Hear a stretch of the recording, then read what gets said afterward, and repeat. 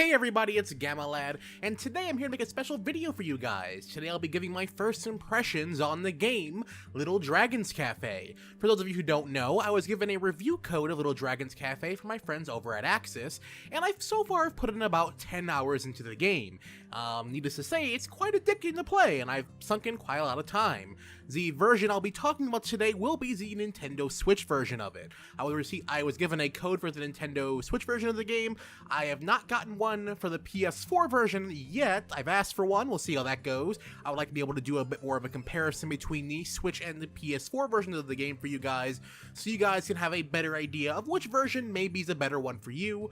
But as it stands now, my first impressions will be solely on the Nintendo Switch version of the game. So with all that out of the way, let's get started and talk about Little Dragon's Cafe. So the premise is pretty simple. You and your sibling and your mother all run a cafe together in what seems like the middle of nowhere. So out of the blue, your mother gets sick with some sort of dragon-born illness, and you're informed by this creepy old guy that your mother is part dragon and she's sick. And the only way to make her better is to raise your own dragon and run the cafe while she's sick. Yeah, sounds a bit outlandish, but for what it is, it works. And that's where the premise really starts. In the first part of the game, you and your sibling are just kind of like scrambling together to try and get your cafe in working order. As time goes on, you'll, recruit other interesting characters to work at the cafe for you. So far at the start of the game, you recruit a drifter who tries to dine and dash on you, a crazy cafe enthusiast, and a orc who loves to cook. And together, you guys try and make the best cafe in the land, because you're the only cafe in the land from what I've seen. But outside of that, it's a pretty neat and comfy little present. Really, the writing is charming, while campy at times. It's fun to read through, and it gives you a little, a nice warm feeling as you're playing through it. So let's talk a bit about the gameplay of this, because Little Dragon's Cafe's gameplay is pretty interesting. So you have your exploration gameplay and your cafe management gameplay. You'll be spending most of your time out in the overworld looking for supplies and materials to make new dishes at your cafe. When you first start out, the overworld is very small. It's almost like a stamp-sized area for you to explore, and then it moves out into a broader field-like area, and it'll continue to expand from there. But in these areas, you look around for new materials, fruits, vegetables, meats, spices. Somehow you can find ketchup and soy sauce in a bush. It works somehow. Doesn't make sense, but it's really cathartic to go around and just, gather up all the materials you need for cooking.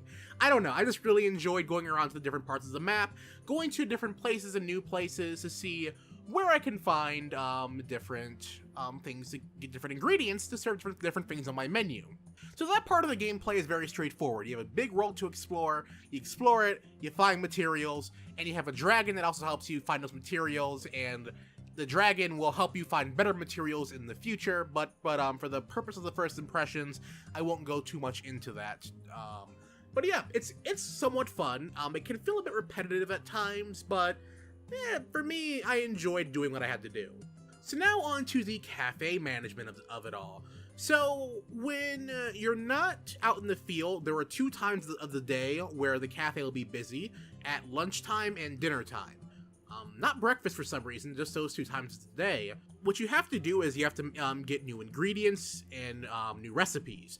Recipes are found in the overworld. You have to find 4 fragments, and you have to put them together to get a new recipe. Sometimes other patrons at your cafe can give you new recipes, sometimes your staff members can, but you're mostly finding them around the overworld in different fragments and repairing them to be a whole recipe. Then from there, you play a rhythm-type minigame, and you cook all of the stuff in your cafe. This is how you expand your menu and get different items on there. The better you do in the rhythm game, the better product it'll be on the menu. If you get a perfect in the rhythm game, you'll get a 5-star item. If you miss one beat on the rhythm game, you'll get a 4-star, 3-star, and so forth for the more that you missed, to where you can get, at worst, you can get an absolute failure of a dish.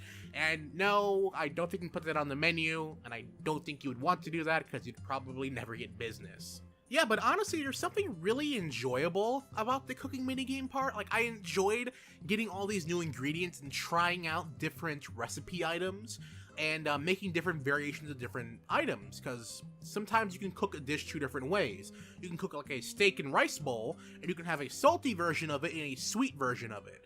And you have to decide, okay, which version of it is going to sell more to, to my customers. And at the end of the night, you can get an idea of how well certain food items are doing, and you can adjust your menu accordingly to have, the most popular food items that you can have. So far, from what I've played, it really doesn't matter what you have on the menu currently. Having consistently popular food items that could change later in the game. I'm still pretty early on into it, and there's much more for me to do. But it's just for my own personal satisfaction. I keep updating the menu of better food items and trying to find the perfect mix and match of recipes that my current patrons would want to eat. But yeah, the gameplay is really solid. I enjoy exploring the open world, trying to find different ingredients, and it just feels sort of rewarding to take all those ingredients back to the cafe and put it in the kitchen and then cook something brand new. It's just really fun to do. So now we talk about all the positives, let's talk about a bit of a pressing issue I have of this version of the game, and that's going to be the Switch's performance. This game is being played on the Nintendo Switch. I've played it in handheld mode and docked mode. You are currently seeing docked gameplay, but on the Switch, the game, by the looks of it, is targeting 30 frames per second. In handheld mode, it does not consistently stay at 30 frames per second, and it is really everywhere. I can't get a definite number, but more times than not, I'll be playing the game and it'll be like in the mid 20 frames per second, and it's just not very smooth and just not enjoyable on the eyes. In docked mode, it's not nearly as bad, the frame rate's a bit more consistent, but it continues to dip, and that's, my own personal opinion. I don't like that in my games. I know some people, care more about portability, and if you care more about portability, this game is still fun to play, don't get me wrong. Because, it's just, what you're doing in this game, it's not really a hindrance. It's just more so if you play for long periods of time, it may start to gnaw on you. Because when you're in the cafe, I've never noticed much frame rate dip, so it does not affect the cooking minigame, so that's always a good thing as well. But for those of you who want, a very crisp and enjoyable time, you may want to look into the PS4 version of it from some friends I have who have the PS4 version of it to review. They've told me, yeah, it's a pretty solid 60 frames per second. So that's from what they've told me. I've tried the PS4 version. If I do get a PS4 code, I'll definitely do a comparison video for you guys, so you can see how the game stacks up against the Nintendo Switch version between PS4 and Nintendo Switch, and you guys make an informed decision on that. But yeah, that's pretty much about it. Little Dragon's Cafe, so far from what I've played, it's really taken me back to the days when I was playing Harvest Moon when I was younger, and I really think that's what Yasuhiro Wada was going for. Again, for those of you who don't know, this game was made by Yasuhiro Wada, the creator of the Bokujo Monogatari series, formerly called Harvest Moon, now called Story of Seasons. I have a bit of a video you guys can watch in the top corner that goes into that name change explanation. But yeah, this game really does feel like a return to the Harvest Moon roots, and I really do enjoy that. It gives me a nice, warm and fuzzy feeling while playing this game, and it's very relaxing and charming to do. So that's one part of the game that they managed to hit home after a few missteps, like with Hometown Story. I did not like that game in the slightest, so that had me a bit worried for Little Dragon's Cafe. Needless to say, so far from what I've played, those fears have gone away. Now, these opinions are all subject to change. I've only played the first bit of it, and I've only talked about my first, couple hours playing the game. Take that for what it is, and how you want to go about that. I will be having a review of this game up on the 23rd. That is when the review embargo lifts on August 23rd. You guys can expect to hear my full, concise review of this game. This is not a scripted thing I'm doing right here. I'm just kind of doing a bit of a rambling thoughts on my opinions of this game. So yeah, that's where we are now. I hope to get a Let's Play for this game started soon. I haven't started recording it yet.